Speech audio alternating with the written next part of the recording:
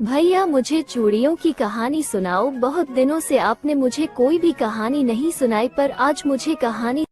चिड़िया का घर। खूबसूरत पहाड़ों की गोद में बसे एक छोटे से गांव में एक चिड़िया अपने साथी और बच्चों के साथ खुले आसमान के नीचे पहाड़ की ऊंचाइयों में एक पेड़ पर अपना घर बनाए बैठी थी।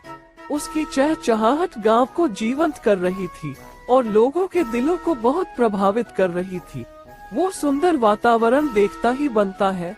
वहाँ की हरियाली, पेड़ पौधे, पहाड़े, पशु पक्षी आदि उस गांव को और अधिक खूबसूरत बनाता है। एक दिन आसमान में बादल गर्जना करने लगे और बारिश ने धरती को अपनी गोदी में ले लिया। बहुत जोर शोर के साथ बारिश होने लगी। चारों तरफ पानी ही पानी भर गया, लेकिन चिड़िया और उसके बच्चे अपने घर में सुरक्षित थे। लेकिन बारिश के कारण अब चिड़िया का घर टूट गया था। चिड़िया और उसका परिवार इतनी बारिश में बेघर हो गया था। तो भैया आप चिड़िया का घर टूट गया बारिश से, तो वह कहाँ जाएंगी? उसके बाद क्या हुआ भैया मुझे बताओ।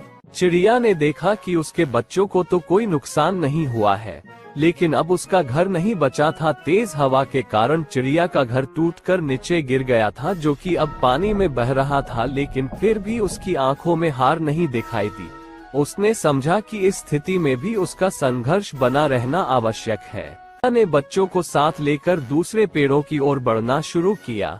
बारिश की बूंदों ने उसके पंखों को भीगा दिया, लेकिन फिर भी उसने हार नहीं मानी और वह उड़ती गई अपने घर की तलाश में। चिड़िया और उसके छोटे साथी धीरे धीरे आगे बढ़ रहे थे। रास्ते में उन्होंने एक और पेड़ पर ठहरने का निर्णय किया, लेकिन ये भी उनका ठिकाना नहीं था।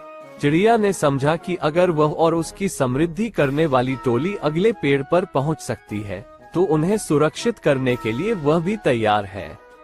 बारिश का तेज प्रभाव जारी रहा, लेकिन चिड़िया और उसके साथी अपने मकान की खोज में निरंतर बढ़ते रहे। उन्होंने समझा कि उनका लक्ष्य और उनकी मेहनत इन आवर्तनों के बावजूद नहीं बदलने चाहिए। अंत में एक और पेड़ आया जो बारिश के बावजूद स्थिर था। चिड़िया ने खुशी के साथ देखा कि उसका ठिकाना मिल गया है। उसने उस पेड़ पर घर बनाना शुरू किया और कुछ ही देर में कड़ी मेहनत से उसने अपना नया घर बना लिया। चिड़िया का घर कहानी ने सिखाया कि हर कदम में आगे बढ़ना और हर समस्या को आत्मनिर्भरता से निपटाना एक महत्वपूर्ण गुण है। इस कहानी से हमें ये सीखने को मिलता है कि जीवन के हर मोड़ पर हार नहीं, बल्कि संघर्ष और समर्थन के साथ आगे बढ़ना चाहिए।